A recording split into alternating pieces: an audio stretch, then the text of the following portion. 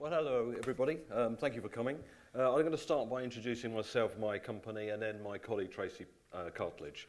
So Mosaic Restoration actually celebrates its 25th year anniversary, and I've attached some images of some of the works that we carried out in our workshop. So we use a method that's called the indirect method for fabricating mosaic, large sections of mosaic, where we draw the areas to be replaced onto paper in reverse. The tester of the mosaics then cut, stuck down use of reversible glue, cut into manageable sections, taken to site and installed. And the reason we do that, there's an urban myth that people assume that these big projects like Manchester Town Hall, the tiles are stuck down individually, but you can imagine realistically, 4,000 square metres, that's not possible. So this is a methodology we use, the indirect method, and it's been used Victorian, Edwardian times. It's quite in fact, earlier than that, Roman, I believe. Probably, yeah. So I'm originally from South London. I set up a workshop in Daventry in Northamptonshire in 2020. I think we've got the biggest workshop in the country probably, and the biggest stock of old salvage materials. So on here you can see Anna on the right. She's fabricating a copy of a crest for Westminster Council. She goes above the council building there. The bottom is a Jessie Russ mosaic, all the same indirect method. And then the top image is how we cut the mosaic. So we've automated it there. We're using a Victorian fly press. Now you might have seen Guy on the way in. He was using a hammer and hardy, which is a traditional way of cutting mosaic, which is worth a look. Actually, you'll see the guys afterwards. And if you get a chance, have a look and see what they're doing there. So the team are actually based on the site. They work with us, and they just stopped to come down and meet you. And as I say, you'll see them later. So, and again, an extension of the indirect method. This is using chinker or unglazed ceramic mosaic, and as I say, we're still doing it now. So the top left is Holly & Co., which is a shop front, so you can see it finished in the workshop. The middle one is it fabricated and stored on site, and the other images show similar. It was a pub on the right, and then a couple of pubs actually in Soho in London, the bottom there, carrying out the same sort of method. This next slide is of marble mosaic, so it's the same material here at Manchester Town Hall. So these are entrances to Harley Street in London, and they're precise replicas of the original mosaic there. Excuse me. So again, drawn onto paper, cut into sections and fixed on site. The bottom one is from a church in Kensington. It's quite an interesting project. The bottom middle image is of a platform when it's completed, and the thing actually elevated. It's on a removable platform that, excuse me, increase in height to give access from the nave to the chancel. I'm going to have a drink of water, excuse me a minute. Suffering here. It's the marble dust. It's a marble dust for doing mosaic. Oh no, better not. Thank you very much. The next slides show the direct method. So this is where mosaic's put in situ as opposed to prefabricating. So there's different sort of methodologies of carrying out mosaic works. This is an example of a very large project we did for Westminster Cathedral. It's in excess of 150 square metres, so that you get an idea of scale there with the roof and the barrel vaults. And the top right-hand image is with me and my colleague installing it, and you can see the paper being removed there to expose the Venetian glass mosaic. The bottom one is a panel that we did last year, same Westminster Cathedral, a very small panel. It was only actually 450 millimetres wide, 1.5 metres tall. It took us 6 months to make. You get an idea of scale. You can see a hammer down there. So each part of the tessera, as marble, glass and ceramic, was hand cut and then sanded before it was fabricated.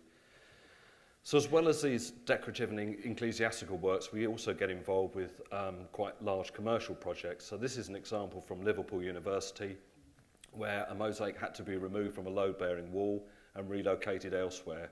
So the images illustrate the recording, the removal, the fabrication in the workshop onto bespoke metal frames, and then the installation at the end.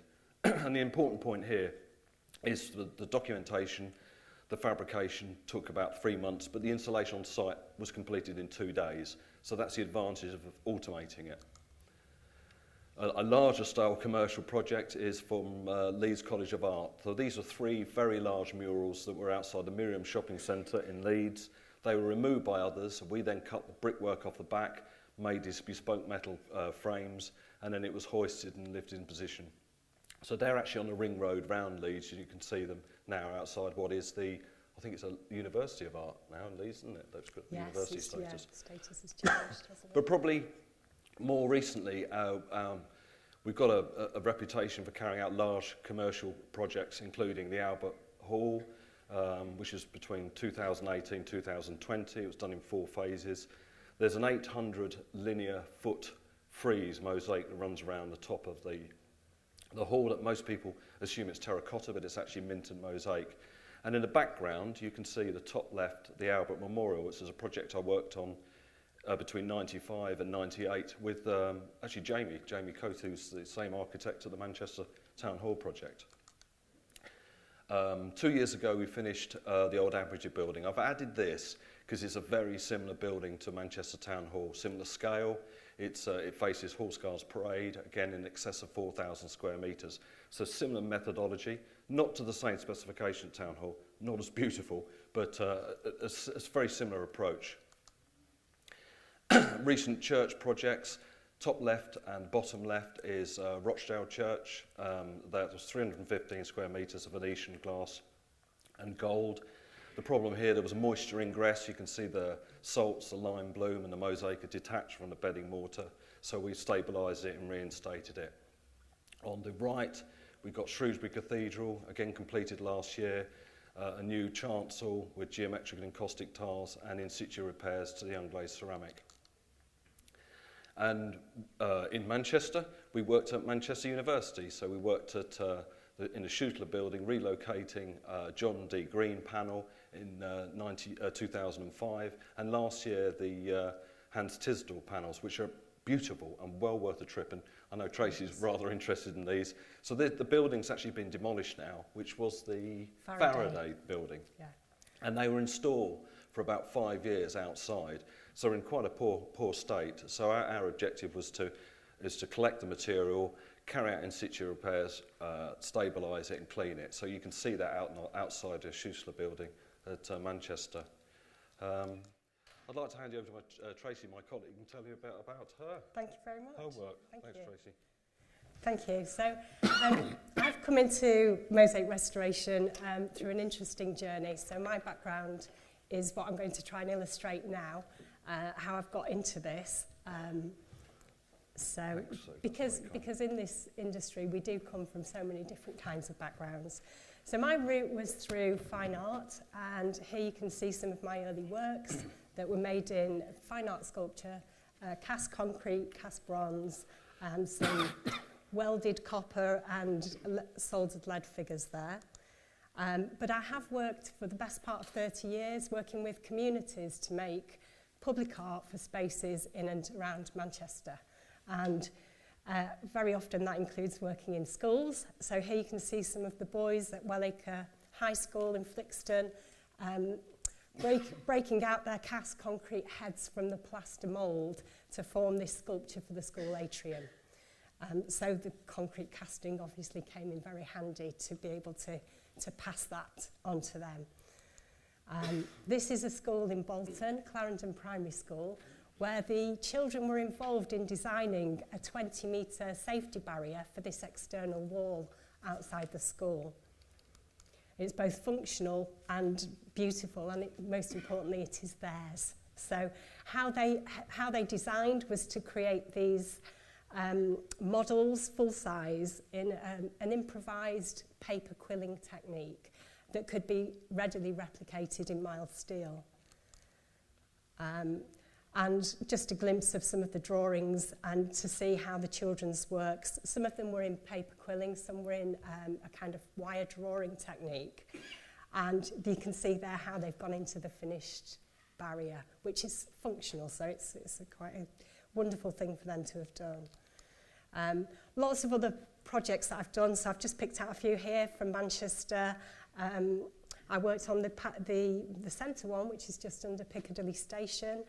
A commission for Victoria Mill Park in Miles Platting, where we produced 6 of these stainless steel seats with designs. The whole seat is replicating fabric going through printing rollers, and that was observed from a trip with the youth club to Style Working Mill. And then a couple of others, the Cow Parade in Manchester, that's the Moulin Rouge. with the can-can and cars. So, some in slightly more rural locations, but still in the northwest. These two are projects in Greater Manchester you may recognise. There's the one in Sale that has the mosaic as part of its signage, and the Met Art Centre in Bury. This is a project that was carried out for Urmston in Kingsway Park, and we created, with a huge amount of consultation with local people to inform the content, this contemplative space on the site of a former anti-aircraft gun battery from World War II. So quite special. And during the course of doing all these community projects, of course, I did get involved in Mosaic inevitably. And my very first Mosaic project is the black and white photo, courtesy of my mum, who's kept it safely for me. And that's from a project in 1991, where we worked with school children to precast paving slabs with a mosaic inlay. Similar one, that's me as well, even though Gary thinks it's a guy with a beard. That's me working on another similar one for Davy Hume Park in Urmston. And there are a few more examples. The birds one, and where you can see me sponging the brown paper, is for a Safe Routes to School scheme in Openshaw that included some mosaic features amongst other features. Others are in towns and parks. People love working in Mosaic. I've really enjoyed sharing this with people of all ages.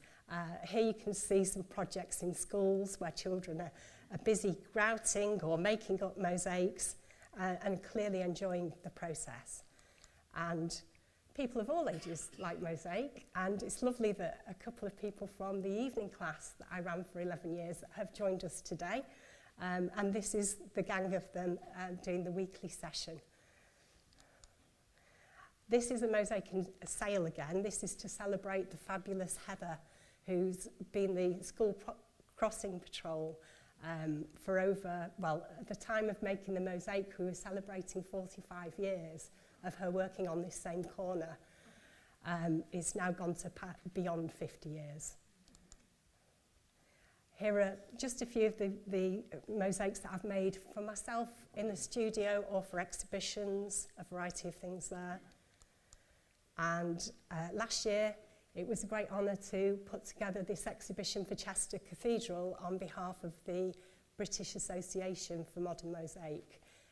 It was co-curated with Alita Doran, who is the current artist in residence, who is also a mosaic artist. And that's my piece there on the right that was part of the exhibition. Here's an example of a mosaic commissioned for Manchester City Centre. It's a dental practice on King Street. And eventually, I was asked to do works that involved restoration of mosaics. And here I've picked out two projects that I took on by myself in Manchester. The four images to the left of the screen show you works being made up for installation in Victoria train station as part of its refurbishment in 2014. And then on the other side, a doorway threshold that's in the Royal Exchange shopping arcade. So having worked on these projects, I wanted to improve my skills and learn from people who had many more years of expertise, which is why I approached the York Consortium for Craftsmanship and Conservation, who provided a bursary for me to spend some time with two different companies, one of them being the Mosaic Restoration Company. And here you can see some of the time I spent on those placements. To the right, I'm helping in Gary's workshop in Daventry, working on these panels that form part of the decoration to this building in Inverness. And yes, so having had that experience, I couldn't have been more delighted when Gary invited me to be part of the team and to help with the tender for this contract at Manchester Town Hall. It's a building that I love very much. It's a building where I got married just over 10 years ago. It's always been very special to me, and luckily, the Mosaic Restoration Company did win the contract, and here we are today. So this slide, I just wanted to show a picture of the fabulous Alfred Waterhouse, who, as I'm sure you all know, was the architect who designed the building. And you may know also, I'm sure the archivists here do, that Alfred Waterhouse's design actually only ranked 4th in terms of its aesthetic beauty by the judges. However, the practical solutions in his design entry won the day. So he made the best use of the triangular plot, for example, and his costings were accurate, and the way he approached the heating and the light and the ventilation for the building were all very, very good solutions. So, wonderful that happened. And then we also have a picture there of the Mayor Abel Hayward. It says maybe the Alderman Abel Hayward there. And he was the man, the radical mayor, who is said to have made this building happen. And he was also a great campaigner for social justice. And he came from rags to riches. But I'll tell you a bit more about him later, because now we'd like to share with you a video. The Mosaic Restoration Company has commissioned this video, and it's our way of taking you with us into the town hall to see just what we're up to in there. So it's the best way we could get to taking you onto site with us. So let's have a watch of that, please.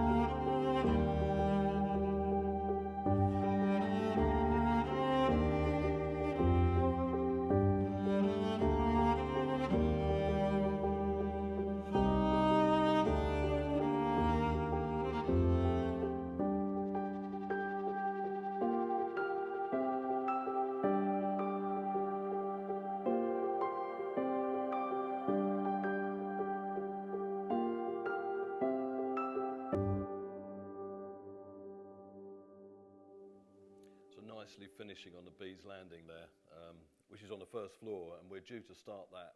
It's towards the summer of this year, isn't it? But yeah, I'm really pleased with the video. I think it's worth doing because it illustrates the scale of it. So in our presentation we've got photographs, but I think you need to see the video to see the scale amount of work that's involved. So we were initially involved in 2018 to carry out market testing trials, and the first slides I put here is to illustrate some of the problems associated with a mosaic that's almost 150 years old. So going from the top left-hand image, you can see a mosaic where the tessera is worn right back to the bedding adhesive. So the middle one, you can see the white, the Bianca Carrara, has worn so thin that it's exposing the bedding mortar it was fixed in. So I've brought some examples here to illustrate that. So this is a sample taken up from the floor that's been replaced. So you can see the Carrara marble there. So when the marble's new, it's 1/2 inch thick. And in the high traffic areas, you can see it's worn right back to nothing, and in places as thin as your fingernail. So this is a high traffic area by a door threshold, and you can see how much it's worn. So where the areas of mosaic have completely worn away, some of these areas are replaced. So it's almost like a carpet. It's reached its natural lifespan and it needs to be replaced. So we identified those areas, and also where there have been previous unsympathetic repairs. So given the nature of the building that was occupied and there were urgent repairs required, they used a cementitious mortar. So the original composition was lime, but because they wanted it to be resolved quickly, these small repairs, often they were done with cement. So the image in the middle at the bottom shows an in situ repair, which actually isn't too bad. The way the tessera has been cut is relatively good, but you can see it's grey as opposed to the pinky colour of the lime mortar, the pozzolanic lime mortar with the red brick dust in it. So some of these areas, that the incompatibility with the different mortars proposed a problem, and that was one of the initial findings that we needed to resolve or look to resolve. As well as that, because of areas of repair where there's cement, where they've had access and actually done them over, for example, the central corridor, you can see joints, day joints. So this is actually, the top left is where it almost looks like paving slabs, where one section's been completed, is cured in cement, and the next one goes up to it. And then you get this sort of differential cracking where the two don't bind properly, and in time they separate or they don't key, and you get these unsightly lines. So these have been repaired in situ by doing stitch repairs, and you can see some of those on the right-hand side. What's important to stress is the way the mosaic was fabricated at Manchester Town Hall. It was prefabricated using the indirect method, and it's intentional to have sort of these slab sections, but where they're disjointed and where there's been repairs previously, then these are being addressed. The bottom images show a cement repair, so same Bianca Carrara marble, but fixed in cement, and the one bottom middle shows it fixed in lime. And I've got some examples here as well. So you can see a cement one. So it's a grey Portland cement, very hard, very rigid. It's actually stronger than the mosaic itself, so if there's any movement, it tends to crack the tessera, it takes it with it. And whereas this is an original bit of mosaic in lime, so you can see the aggregate in there. So we've got marble dust, brick dust, different aggregates, which gives it this lovely pinky hue. So when we were designing the mortar matrix for the replacement, which is an example down here, we had to make sure that we replicate it as closely as possible. So we're adding brick dust, different types of marble, black and white marble in the blend to create the same finished result. The reason we've done this is it illustrates the substrate, the screed, and then the fixing method. So on this side you can see the mosaic being fixed, and you'll see some photographs later. The next side was the first polish back, then grouted, and then a fine polish and seal. So there's quite a few different processes here. As well as the in situ repairs, there are also the necessary alterations, which was on the main video. So where there's disabled access, for example, the sculpture gallery, sculpture hall, there's a lift going in there, so the mosaic's removed and it will be later reinstated once the mechanical electrical works are done. The middle image is from Princes Street entrance, and that mosaic's actually been removed in its entirety and been lowered to give access to a lift, which gives access to all the floors, I believe, on the whole building. And on the right-hand side, we've got an M&E trench. So this is where mechanical electrical joints are, or requirement to go from one end of the building to the other. The mosaic's carefully recorded, removed, the electrical and plumbing works go in, and then we later reinstate it as it originally was. The bottom left-hand image is of a mosaic before we've done some cleaning trials, and you can see up to the stone plinths and skirtings there, that black line, and it's where the really unsympathetic sealer was used, a surface sealer, and when it's been cleaned it just flicks the dirt up the side. It also is a bit of a trip hazard because when it's wet it's quite slippy, so an alternative sealer finishing treatment was designed. And then the final image is a beautiful ceiling, the main entrance. It's a Jesse Russ mosaic with glass tester in it as well. So the part of our intrusive trials and surveys, we carried out mortar analysis to make sure the mortar we used was compatible. And these images show cement repair. So it's a rather unsightly cement repair on the top left-hand image, and the middle one is of us removing it. The bottom left is a close-up. So actually what you're seeing there is an imprint of the mosaic after it's been removed. And you can see the two different mortars, the lime, the red hue of the lime mortar, and then the grey of the cementitious. And then the final image in the middle is a cross-section where you can see the different builds up to mortars. So as part of our market testing, we sent mortar samples off to Sandbergs in London. They did an analysis and worked out the constituent parts, which then enabled us to design the right mortar and face grout to use that was compatible with the building. So, as well as compatible, it had to look right as well. So we started doing, I think it was 12 or 13 samples. By the end of it, we got to 32. At least, yes. Yeah, it was a lot to get the pigment right and the rest of it. So, and also throughout the building, it varies slightly. So we're altering it and changing it to get it to look right in different areas. As well as the mortar analysis, we also did analysis of the mosaic. Initially, we identified 14 different colours, and now we're up to 20. So I've actually brought a sample panel here. So this is our colour swatch of the marbles that have been selected. It's predominantly Bianco Carrara and Belgian black, a lot of Rosso Verona, and in some of the mixed blend areas and the main corridors, there's a mix of colours as well. So part of our market testing, you can see there where we brought in initial samples and we carried out some trials. So this is around 2020. As part of the trials then, we worked out the face grout colours, the mixing for that. We carried out trials on site. The top right-hand image shows the grout being then polished back. Cleaning trials on the bottom left-hand side, and then finishing seal trials. So we offer different combinations or ways of sealing and finishing treatment for the floor. It had to be right, it had to be hard wearing, it also had to be slip resistant and also easy to maintain once the building's completed. So this slide illustrates the typical problems that we associate with mosaic conservation and restoration works. And the top left is a cementitious mosaic. So again, it's very hard bedding mortar, and what happens is if you've got a large floor area and there's no allowance for any expansion contraction, there's no expansion joints in it, especially if the floor's under compression, the mosaics can delaminate, so it's actually coming away from the bedding mortar. Fortunately, we haven't come across that at Manchester Town Hall, and that's mainly because the insulation is lime, so the lime mortar has more flexibility and we don't have this inherent problem. But what we do have in the high traffic areas is that uneven wear, which I showed you on the sample here, and you can see on that image. So you can see that door threshold, and you can see where the mosaic's completely worn away. So when we're removing sections, there's a lot of time and skill goes into making sure that we don't damage anything that's going to remain in situ. And we use Dremel drills. I think you go on, Tracy, with some examples later with the Dremel. But it's very fine cutting discs to make sure that we have a separation line between the area to remain and the area to be replaced. And where we are lifting sections, each are recorded, put into boxes, labelled with the location and colour, and then stacked into grey trays. So, Tracy, I'm going to hand over to you about the team. Okay, thank you. Thanks, Tracy.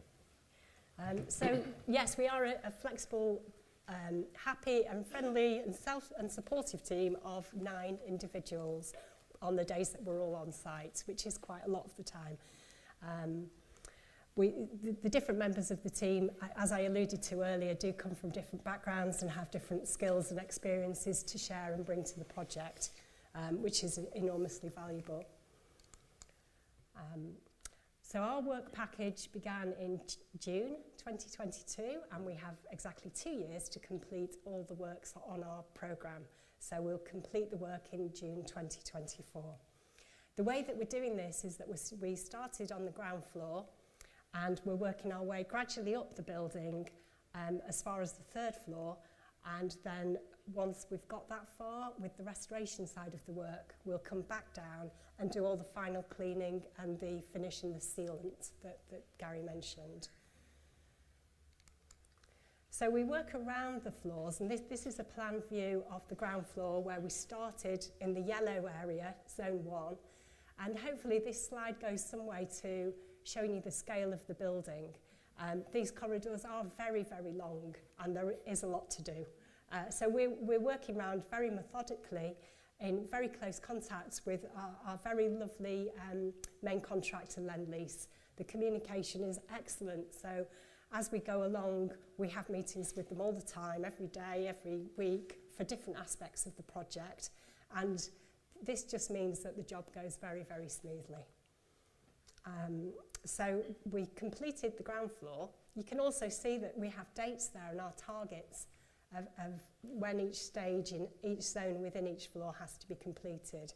I'm quite pleased to say that we are on target.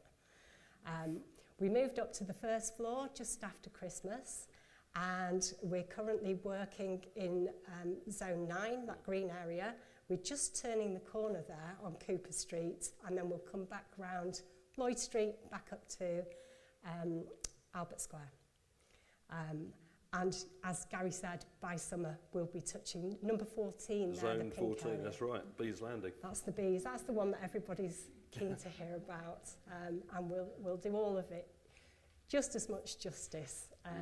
The plain areas, the more decorative areas, we put the same care and attention into every part of the work we do.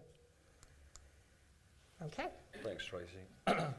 So the 4,000 square metres of mosaic, a big area, of which about 200 square metres are being replaced. So we initially identified 4 tonnes of material we need to buy, and we're getting to nearer 6 now.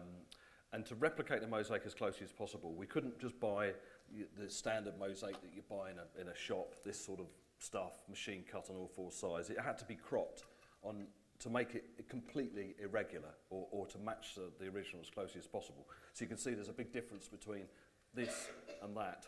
So to replicate the original mosaic, the way we went about that was by buying, and I've got some examples here, buying in the rods in different widths. So we bought it in 10, 11, 12, 15 and 20 mil width rods, and then from that we cropped it down into different shaped tessera, so whether it was square, rectangular or irregular. And you probably saw Guy on the Hammer and Hardy earlier doing that. So when he's putting it through and cropping it, he's doing it irregular shapes. So the idea is in doing this, buying them in rods, and also we bought them in slabs as well, we could replicate and hand cut to get as close to the original as possible. So with some images here, the workshop. So we've set up a workshop on site, which is great, and it's working really well. And actually, we're very lucky because it gives people on site the opportunity to see us working there. So you can see the team's 5 of us up there, fabricating sections, larger sections to be replaced. The bottom left is our stores. So around the edge of the room, we've got material we bought in. And in the centre is all our salvage mosaic. So it's all catalogued, and then the idea of that is that we can see it, and then where we can, we use it, and it goes back in the same location. And then we've got a Happy Joe on the bottom right there in the workshop fabricating some sections. So yeah, 4,000 square metres. It's an enormous building and quite a challenge. We've got a team of 10 now working on it, full-time, both on the site doing in situ repairs. So the top middle image, you can see the guys doing chopping out works, in situ repairs, fabrication in the workshop, and then the larger sections you can see in the bottom middle is where a larger section's been removed, ready to be replaced.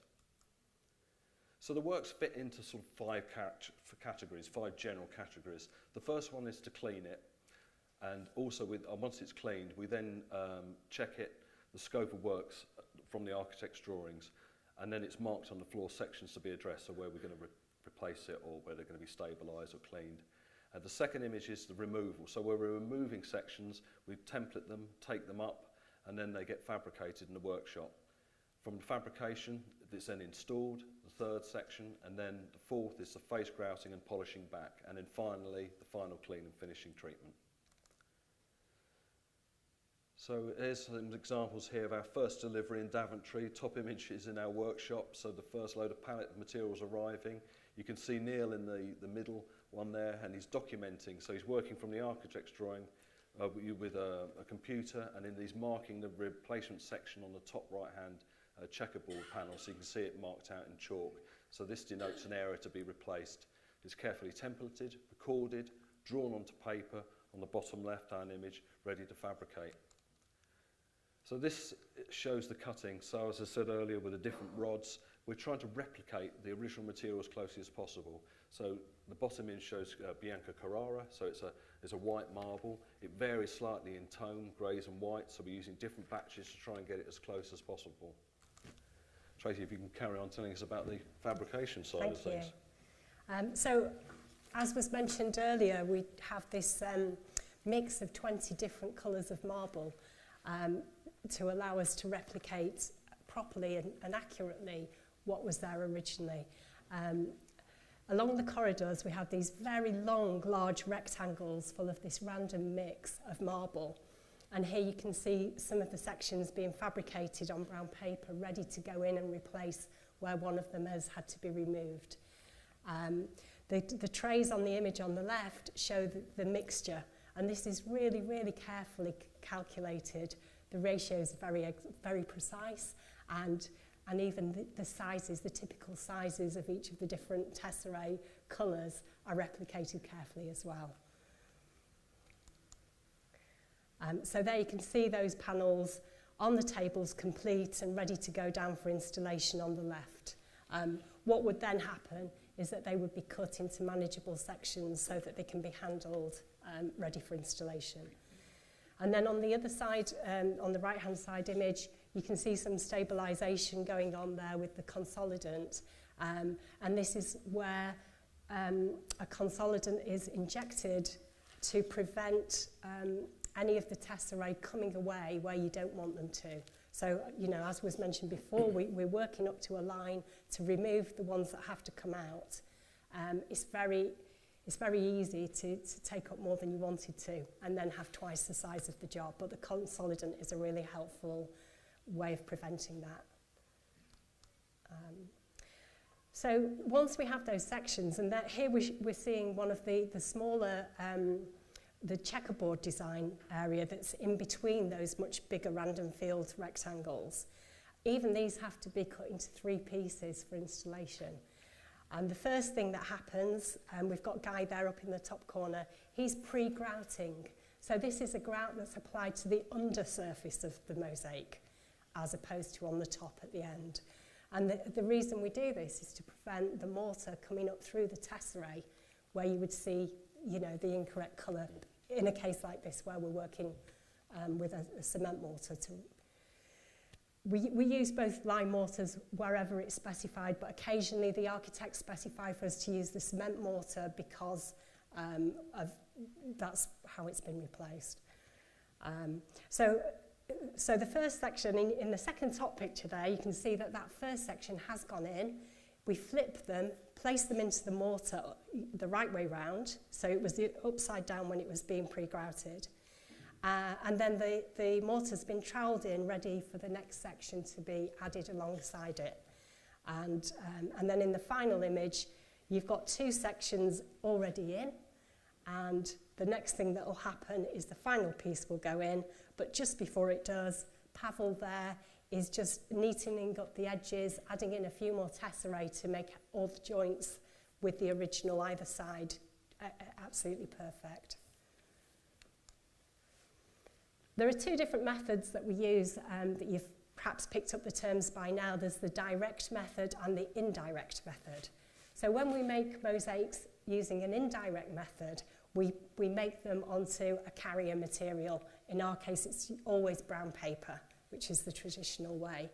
And the image in the middle, you can see we've got quite a snaking organic shape that's been marked with chalk for removal, and that's the replacement section on the top left image that will go in there, just being started. On the other side, you've got a situation where we've made the decision to work directly. So there's no prefabrication of this one. We're working a small area of this.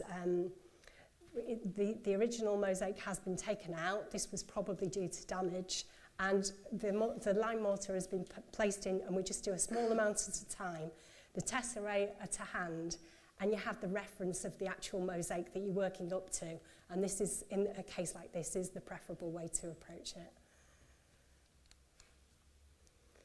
Some of the repairs are quite minimal. These are the spot repairs. These may be just one damaged tessera in one area of the floor, and just simply requires for that tessera to be chiselled out with enough depth to put some mortar in and pop in a replacement, as Gary is doing there.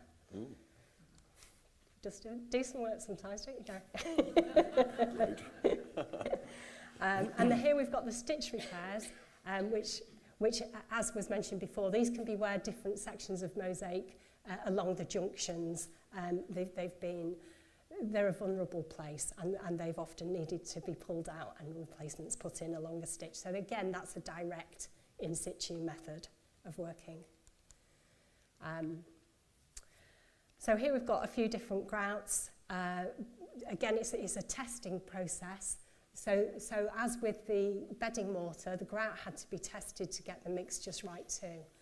And in fact, it was decided that we should do a two-part process in the grouting, because the grout mix has some quite chunky bits, granular bits of aggregate in it to replicate the original, but we needed a smoother grout over the top so that when we polish back, it doesn't get churned up and it produces the best result.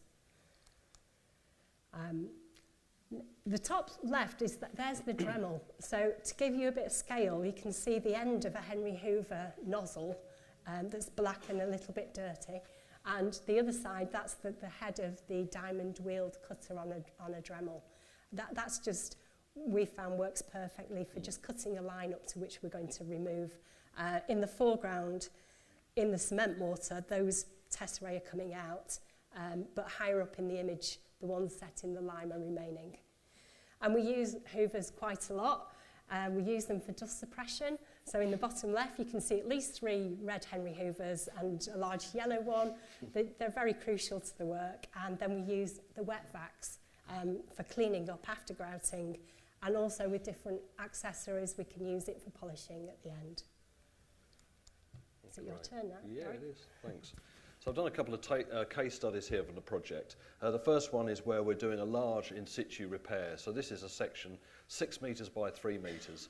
On the top left-hand image is a sketch of our schedule of materials that we've used. So where we've got a mixed blend of mosaic, which is similar to this at the front here, we want to try to replicate that salvage section, the section was taken out, as closely as possible. And every section on the hall varies very slightly.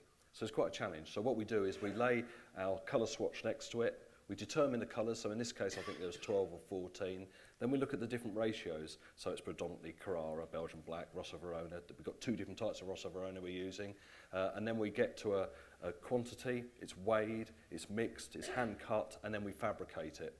So we can see the fabrication starting there on the top, and on the right the installation going in. So this big section, border sections go in first, and the checkered trench areas either side, and the bottom left shows the first bit of the random mosaic being installed, similar to Tracy's examples. But this one's quite nice because it shows a whole row of 3 going in, and we've deliberately left the brown paper ready for the next section goes up to it. So what happens is the mosaic's installed, the paper's wet, the paper's removed, but we leave a little strip of paper to make sure the last bit doesn't distort. So when we reapply the bedding mortar, it's in the right position, ready to receive the next sections. So then we can see this area progressing. The top left is with it completed. The middle one was it face grouted. It's then left to cure. On the right, it's polished back, so it's slightly abraded. So when we fix the mosaic, the material we're buying in is honed, it's unpolished, and we fix it in just, well, it's about 1 millimetre higher than the original mosaic, and then we polish it back so it's flush to the original mosaic. The challenge here is the floor isn't flat, so when we're putting the screed down or we're bedding it, we're having to follow the undulations of the floor, so it's quite challenging. So the machines we're using, a lot of it's by hand, and then we've reverted now to using nylon diamond encrusted pads as opposed to the traditional terrazzo and marble polishing equipment, which is too flat and too perfect. So we can replicate the original really attractive sort of unevenness of wear characteristic of different colours on the floor. which hopefully you'll appreciate when it's finished. The far right-hand image is of the area of the floor cleaned and then sealed, so you can see what it looks like when it's completed. The next case study is the disabled lift, which is between the main entrance and the sculpture hall, sculpture gallery. There's cotton flowers in there. We had to remove the mosaic. Actually, I think it was on the first video, so you've got a good idea what was going on there. But we wanted to retain the original cotton flowers. Actually, I've got one here, which I'll show you. This isn't from that area, but it's from another part of the building, but it gives you an idea. So we'll want to retain these decorative features, and we'll want to put them back in exactly the same place. So we trace, template the area, we put a frame, wooden frame around it, then we use, it's like a surgical gauze with B72, it's a consolidant to stick that onto the mosaic, which is reversible.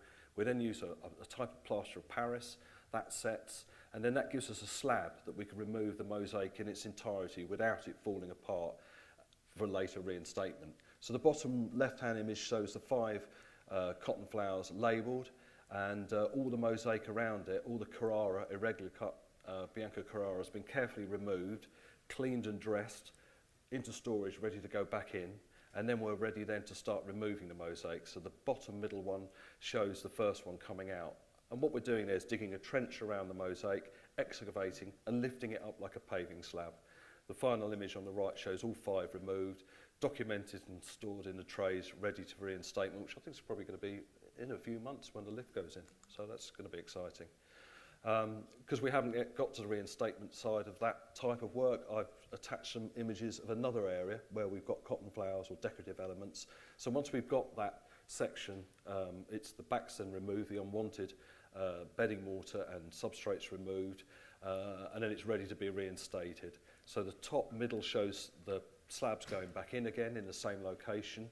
The top right shows the mosaic then starting to be reinstated, the irregular cut Bianca Carrara, and then bottom left is almost completed. So the flowers, the decorative elements have gone back in exactly the same position. We've used a salvage material to go back in again, so it's in effect an invisible repair. In the middle here we've got Tracy, so Tracy works as well. Having a dig at me. This is Tracy doing an in-situ repair up to a grill, and then I've done one of mine on the right-hand side, an in-situ repair. I mean, the reason I decided to do that actually is because of the mix blend in that specific area is quite challenging, and I could prefabricate it in the workshop, but I wanted to do it in situ, and actually it's quite nice. So when I thought about when we were given the opportunity to do this talk, I thought I wanted to put a couple of slides together of the general sort of thoughts on the building. We'll be able to talk about this. So it's a real challenging project to work on. It's an enormous building, fantastic opportunity for us, but obviously we're working along lots of other trades. And we're lucky that we have a very good main contractor, architects. They're a great team there. All the other trades that are working there work really well together. So the reason I put that image in is just to illustrate what we're dealing with at the moment, the infrastructure of cabling, lots of trades working in the same area. It's quite a challenge. The top right is, I think there's 6 or 7 of us there, a part of my team. Where I'm lucky is I've got a great team that work on a project. Many of them have been with me for many years, and they can all be trusted to do any of the tasks. So we're very lucky with that. And it's a happy working environment. So we've got Debbie, who's one of our students, actually she's actually on an apprenticeship, that's right, for a year. And then my last image, just to illustrate the scale again, when I was putting these slides together, I wanted to try and find a location of each of the images. And because the building's so big, you can go into places as opposed to looking at just individual shots over time, and you can see the precise location of the images. So a couple of weeks ago, 2,000 images so far, and we're 9 months into a 24-month program, so it gives you an idea. There's a lot of information, a lot of work going in there, and it's a big scale project. I'm going to pass you back to Tracy. Okay. Thanks, Tracy. So this is just a chance to tell you a little bit about the social value part of our package. It's my role to lead on the social value for the Mosaic Restoration Company. And as part of this, I mean, I think you understand a bit about social value because of the film at the beginning. So it's how we're investing into Manchester, Manchester's future, its economy, training and education opportunities, and wherever possible sourcing, recruiting and sourcing supplies from the area too. Amongst all of that, there are 20 targets in total that we're working towards achieving, and we have 3 apprentices on site. So there's Debbie, who was already mentioned. She's there. She's on the her apprenticeship has come through the Hamish Ogston Foundation in partnership with Historic England. So she's with us for a year. She's already received a few awards as well. She's obviously one of our champions, and she's just recently qualified to be a site supervisor. So she can now take off a white hat and put a black hat on. In the middle we have Matthew, and Matthew has come from a fine art background. He's partway through a fine art degree. He will be returning to finish it next year. But during his year of absence, he's joined us for a year's apprenticeship, and he's following a bespoke, tailored apprenticeship that we've devised, mainly because there isn't an accredited apprenticeship available that's funded by the government for anybody in such a niche area as mosaic restoration. So we've had the support of Manchester City Council to test and try out this programme, and it's working out really well so far. Matthew's learnt a huge amount of skills since he joined us in August from the main team. He's also going out on different external courses to support his learning. He's currently in Chichester at the Westdean School College of Conservation and Art. Yeah, brilliant. Working with Emma Biggs, who is one of the big names in mosaics in this country. So we're looking forward to hearing how he's got on when he comes back next week. Jo, who was mentioned earlier, joined us for a month last year, and she came on the Prince's Foundation Building Craft Programme, and that was a really good experience for her and for us. She was a great contributor to the project, and we're hoping she might come back and work with us again. And then there's me at the top, and I'm the 3rd apprentice. So amongst the other work that I'm doing with the team, I've taken up an apprenticeship of my own, and this gives me the chance to take some qualifications and learn from the team on a more management side in the role of team leadership. So just before we end, just a couple more things about the social value. We're also taking on 2 students from the Manchester College. So we've just been through the recruitment process, and we have these 2 students coming to join us in March for a whole 9 weeks, which should be really useful and hopefully inspire them and just be a valuable experience all round, I think. And then we will be occupied. I don't know if you know, there's a space in Albert Square that the public can go and have a look into. It's called the Artisan Studio. And we'll be occupying the Artisan Studio from the 9th of March through to the 15th of March. So if you're passing, please give us a wave. We'll be in there working and demonstrating our techniques for anybody to have a look at. So I think it's worth adding as well, Tracy, that 30% of the contract weighting was social value. Yeah. It's such an important part of it, and Tracy's done a fantastic job. It's a challenge because it doesn't exist. There is no training for mosaic, so Tracy's managed to pull this together. But at the 30% allocation for a contract like this shows the importance. So yes, yeah, you've done a great job there. Yeah, thank you.